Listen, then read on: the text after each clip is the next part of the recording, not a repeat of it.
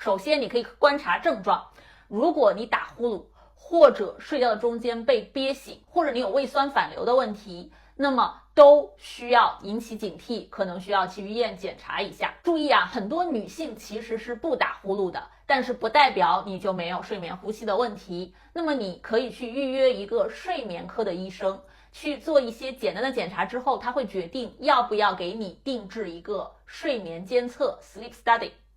你也可以去找你的家庭医生帮你转介。那现在 sleep study 分两种，一种是去一个医院的睡眠科，带着各种仪器呢睡一晚上，那个是最准确的一种测量。还有一种比较简单的方法，就是医院的睡眠科呢给你寄一个小仪器到家里，你在家里带着睡一晚上，那么照样也可以测出一个数值，一晚上你就是这个样子去睡觉。